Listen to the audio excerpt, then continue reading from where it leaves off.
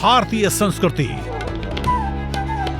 रंगों का संगम, भावों का समंदर, इतिहास की गाथा, परंपराओं की ज्वाला और धरोहर का अथाह सागर है। हमारी संस्कृति देश की सॉफ्ट पावर का सबसे मजबूत हस्ताक्षर है। योग, आयुर्वेद, भारतीय दर्शन, साहित्य, कला और संगीत जैसे अनेक क्षेत्रों में भारत की अमूल्य देन ने पूरे विश्व को प्रभावित किया है। इंदिरा गांधी राष्ट्रीय कला केंद्र भारत की इस समृद्ध संस्कृति को दुनिया के सामने लाने का प्रयास कर रहा है।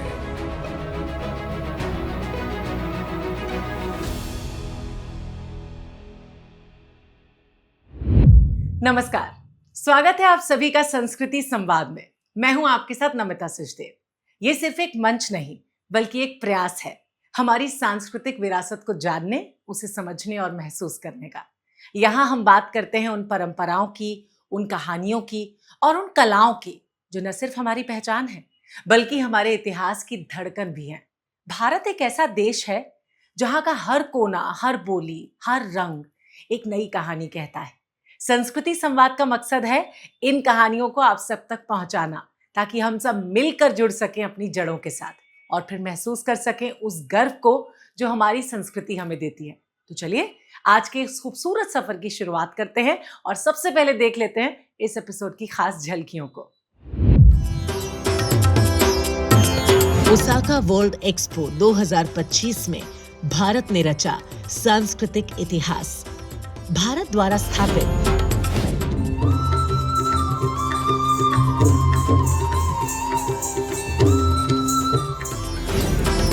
भारत में जहां भी दृष्टि डालें, हमें आज भी व्यापारी संघ और व्यापारिक संस्थाओं की गहरी परंपरा दिखाई देती है। मैं होटल के अगले अध्याय में मिनी यूएसए के नाम से विख्यात अंकापुर तेलंगाना के निजामाबाद के अरमोर जिले का एक समृद्ध एवं विकसित गांव है।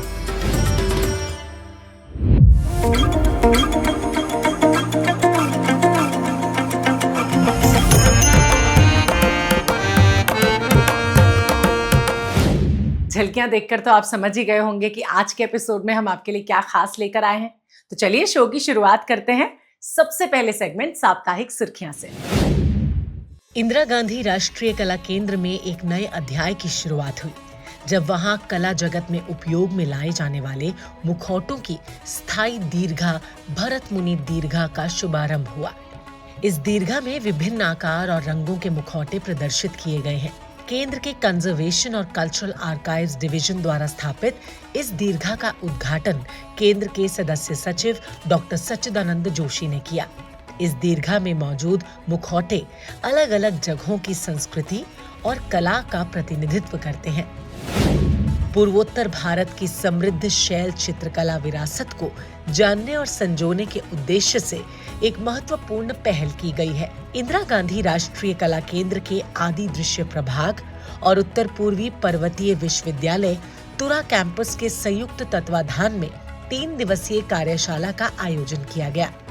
ये कार्यशाला शैल चित्रों के क्षेत्रीय अध्ययन और डॉक्यूमेंटेशन पर केंद्रित रही, जिसका शुभारंभ भव्य उद्घाटन समारोह में हुआ। इस अवसर पर विषय विशेषज्ञों और शिक्षाविदों ने अपने विचार साझा किए और इस सांस्कृतिक धरोहर के संरक्षण की आवश्यकता पर भी बल दिया। इंदिरा गांधी राष्ट्रीय कला केंद्र के क्षेत्रीय केंद्र बेंगलुरु में अंतर्राष्ट्रीय नृत्य दिवस के मौके पर निश्चितता आर कोंडाजी द्वारा exploring the elegance of Kuchipudi यानी कुचिपुड़ी नृत्य की मोहकता का अन्वेषण विषय पर व्याख्यान का आयोजन किया गया। इसमें कुचिपुड़ी जैसे शास्त्रीय नृत्य रूपों के माध्यम से भारत की समृद्ध सांस्कृतिक विरासत को संरक्षित करने और उसे बढ़ावा देने के महत्व पर प्रकाश डाला गया। इंदिरा गांधी राष्ट्रीय कला केंद्र के जनपद संपदा प्रभाग ने भारत एकम सस्टेनेबल डेवलपमेंट फाउंडेशन के सहयोग से 1 दिवसीय वर्कशॉप का आयोजन किया। इस विशेष कार्यशाला में देश भर से 40 शिक्षकों ने हिस्सा लिया।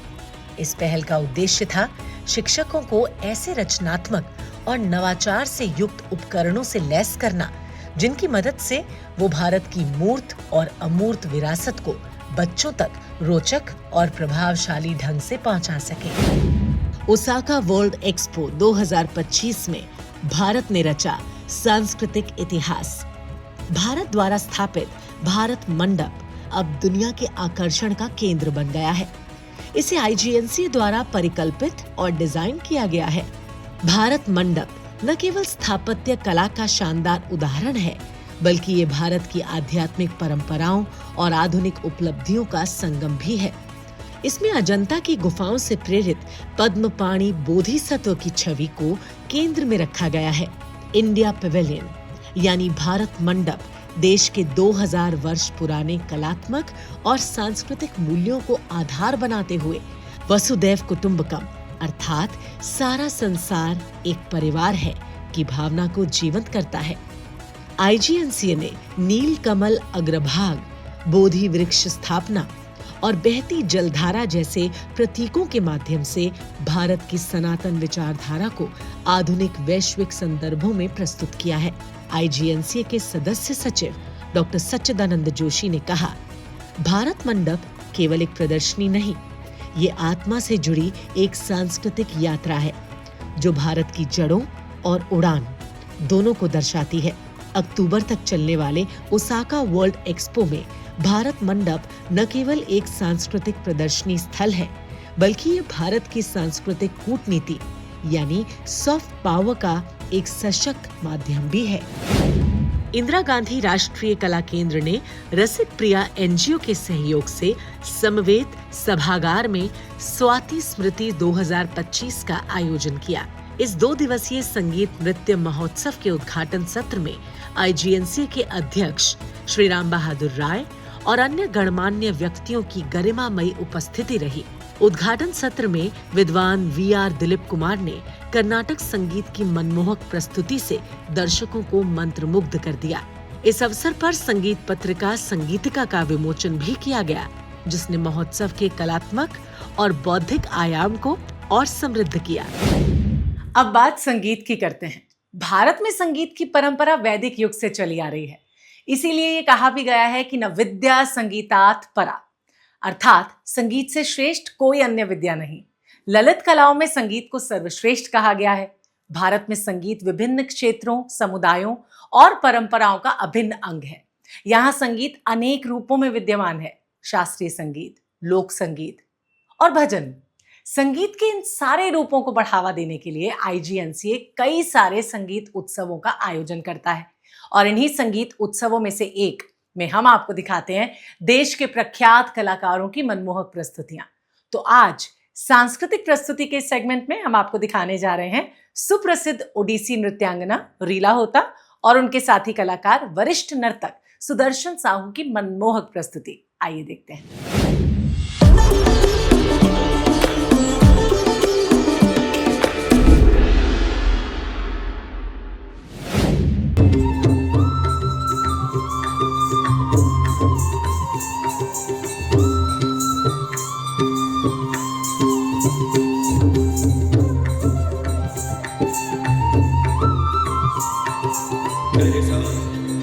बगरे सा धब गरे सा धब धब गरे सा रि गरे धब गरे सा धब धब गरे पधरे सा सरे गरे सरे रि ग ग रि ग ग प ध प ध सा पद सरे गरे सरे रि ग ग रि ग ग प ध प पद सा पद सरे गरे सरे रि ग प ग रि ग ग प ध पद सा पद सरे गरे सरे रि ग प ग रि ग ग प ध पद सा पद गरे प ग ध प गरे ग प ध रि रि ग गरे सा द ध रे सा पद प सा सा प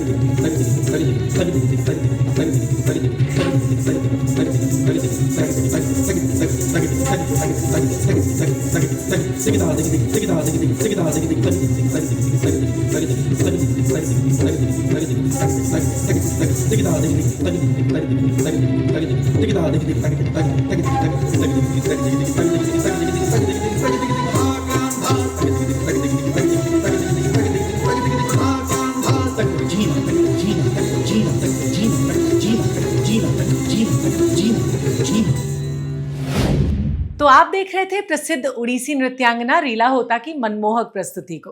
बहरहाल कार्यक्रम में आगे बढ़ने का वक्त हो गया है। भारत लोकतंत्र की जननी के रूप में विश्व भर में प्रसिद्ध है। शायद इसीलिए इसका लिखित संविधान सबसे बड़ा भी है। वैदिक काल से आधुनिक समय तक भारतीय लोकतंत्र की यात्रा बेहद व्यवस्थित और रोचक रही है। आज सिने सर्कल के सेगमेंट में हम आपको दिखाएंगे भारत में नगर, गांव और मंदिरों के शासन व्यवस्था के लिए श्रेणी संघों यानी व्यापारियों के समूह किस तरह से लोकतंत्र में अपनी भूमिका निभाते थे। तो आइए देखते हैं भारत लोकतंत्र की जननी में श्रेणी संघ में लोकतांत्रिक मूल्य।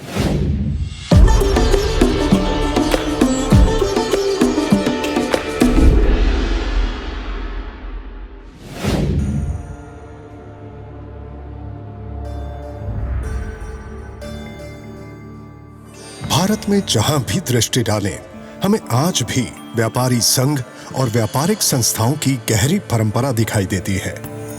व्यापारी वर्ग जो वाणिज्य, व्यापार और विकास को संभव करते हैं, सदा से भारतीय राज्य व्यवस्था में मुख्य भूमिका निभाते आए हैं और उनके व्यापारी संघ लोकतांत्रिक संस्थाएं थीं जो जन कल्याण के लिए कार्यरत रहती थीं। समूहशः और गणशः की परंपरागत रूप से प्रशासनिक इकाई होती थी जो एक समुदाय समान कार्य करती थी, जिसका उल्लेख कई शिलालेखों, श्रुति, स्मृति, धर्म सूत्र के पाठों में तथा महाभारत ग्रंथ में पाया जाता है। ऐतिहासिक अभिलेख बताते हैं कि कैसे शासन एक बहुस्तरीय प्रणाली के माध्यम से कार्य करता था, जिसमें श्रेणी संघ, व्यापारी संघ, निगम, शहर प्रशासन और निर्वाचित प्रशासनिक अधिकारी जैसे जेठक, श्रेष्ठी और सार्थवाहा होते थे। श्रेणी संघ में ये अधिकारी जनप्रतिनिधि होते थे जो कई शहरों और गांवों का शासन करते थे।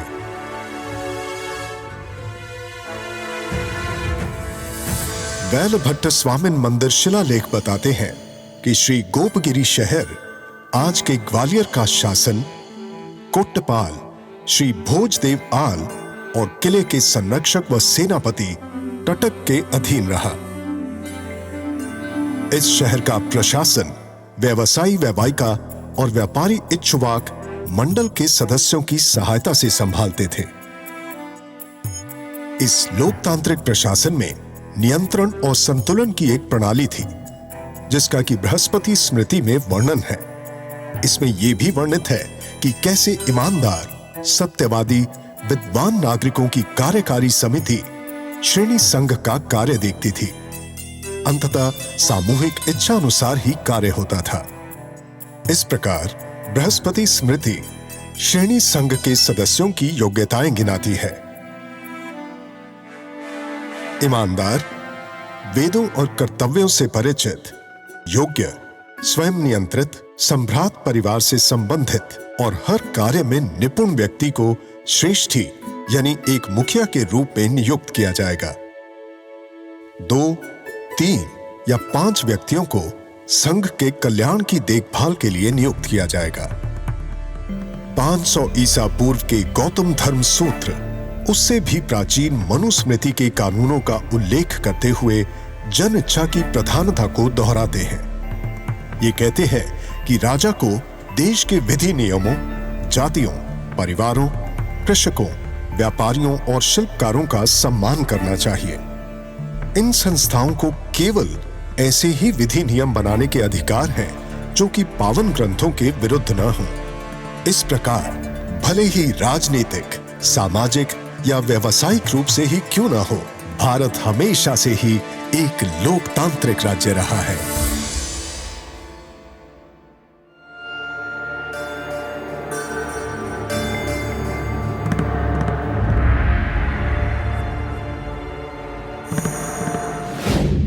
अब बढ़ते हैं अगले सेगमेंट विशेष साक्षात्कार की तरफ। भारत में कई इतिहासकारों ने अपने शोध और अपने लेखन से भारतीय संस्कृति, स्वाधीनता आंदोलन और राष्ट्रवाद को नई दिशा दी।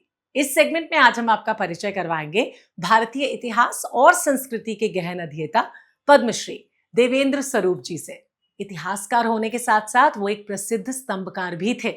उन्होंने अपनी लेखनी से कई इंपॉर्टेंट मुद्दों को उठाया। देवेंद्र स्वरूप जी का नाम भारतीय इतिहास के उन मनीषियों में शुमार है जिन्होंने इतिहास की गहराई में जाकर सच्चाई को सामने लाने के लिए अथक प्रयत्न किया।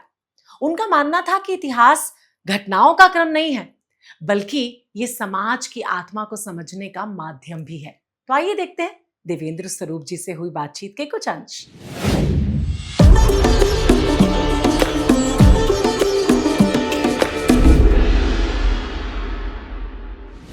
ज्ञान परंपरा आपका प्रिय विषय रहा है और जहाँ तक हमको याद है इस पर आपने काफ़ी अध्ययन किया है और 24 डायरियाँ भी आपने लिख रखी हैं।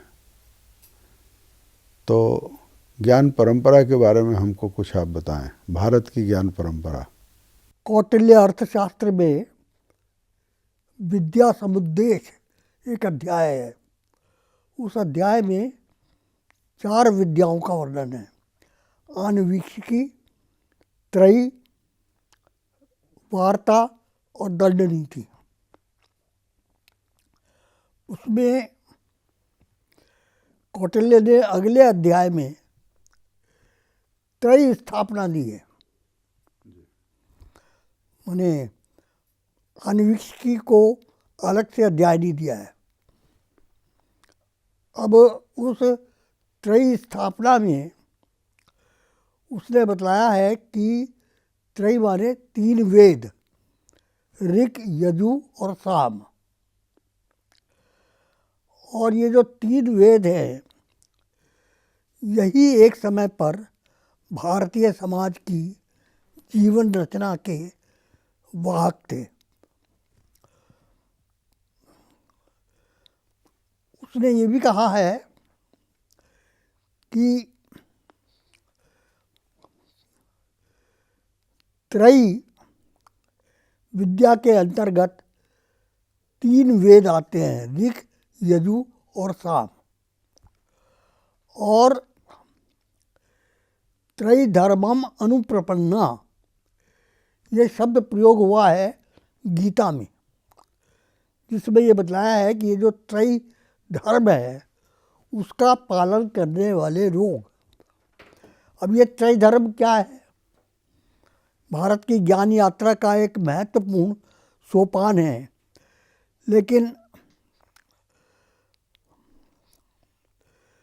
वर्तमान काल में भारत की ज्ञान यात्रा की जितनी चर्चा हो रही है उसमें त्रयी विद्या का कहीं कोई उल्लेख नहीं आता। उसको लगभग विस्मृत कर दिया गया है। गीता में एक जगह पर ज़रूर आता है, त्रैविद्यमां सोमपा पूत पापा यज्ञैरिष्ट्वा स्वर्गतिम प्रार्थयन्ते। यानी त्रैविद्य लोग जो है ये सोमपान करते हैं, यज्ञ करते हैं और यज्ञ करके स्वर्ग की प्राप्ति की कामना करते हैं। माने त्रयी विद्या का लक्ष्य था स्वर्ग प्राप्त कराना, अंतिम लक्ष्य। लेकिन बाद में भारत ने उस लक्ष्य को पार किया और योग की स्थापना की। आज योग पूरे विश्व में स्वीकार्य है। संयुक्त राष्ट्र संघ ने भी शायद 21 जून को पूरे विश्व में योग दिवस के रूप में अंतर्राष्ट्रीय योग दिवस मनाने का तय किया है। अब ये योग भारत की देन है विश्व को, लेकिन भारत योग पर कैसे पहुंचा, इसको समझने के लिए भारत की ज्ञान यात्रा को हमें देखना पड़ेगा, क्योंकि योग तो बहुत बाद में आता है। मैंने बताया कि प्रारंभ में त्रय विद्या थी। गीता में ही एक जगह पर आता है, त्रैगुण्य विषया वेदा निस्त्रैगुण्य भवार्जुना, कि जो वेद हैं ये त्रिगुणात्मक हैं और इसलिए अर्जुन तुम्हें उन 3 गुणों से आगे जाने का प्रयास करना चाहिए। तो अभी आप सुन रहे थे प्रसिद्ध स्तंभकार देवेंद्र स्वरूप जी को। अब कार्यक्रम संस्कृति संवाद के आखिरी सेगमेंट की तरफ बढ़ने का वक्त आ गया है। मेरा गांव मेरी धरोहर, ये एक ऐसा सेगमेंट है जहां हम आपको मिलवाते हैं भारत के किसी एक गांव की अनोखी सांस्कृतिक परंपरा से। संस्कृति संवाद के इस मंच के जरिए आप अब तक ये जरूर जान चुके होंगे कि मेरा गांव मेरी धरोहर दरअसल भारत सरकार की अहम योजना NMCM यानी national mission on cultural mapping का एक अहम हिस्सा है। इस योजना के तहत देश के सारे गांव का दस्तावेजीकरण किया जा रहा है ताकि हर क्षेत्र की परंपरा कला को आप पहचान सकें और उसे संजो कर रख सकें। तो इसी कड़ी में आज हम आपको लिए चलते हैं तेलंगाना के अंकापुर गांव की तरफ।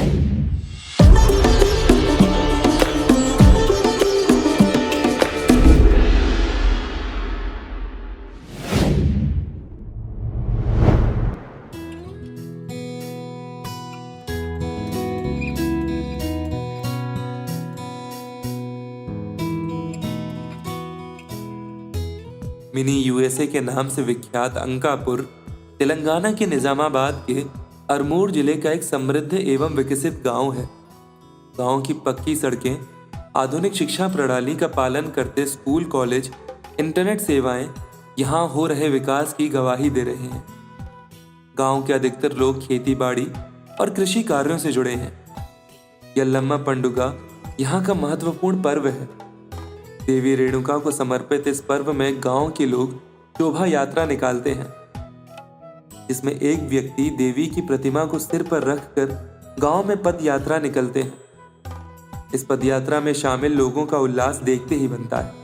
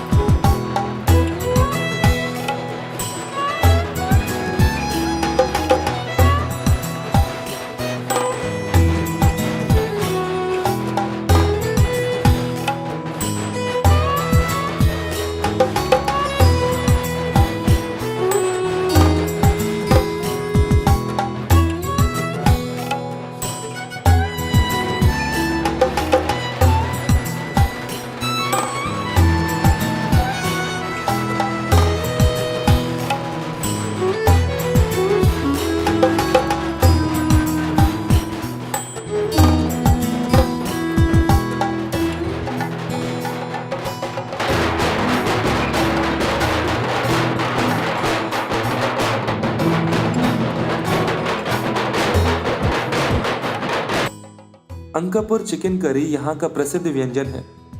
यह व्यंजन कई सब्जियों, मसालों और उम्दा नस्ल के गोश्त से बनता है। इस व्यंजन का तीखा स्वाद देश दुनिया के कई पर्यटकों की पसंद बन चुका है।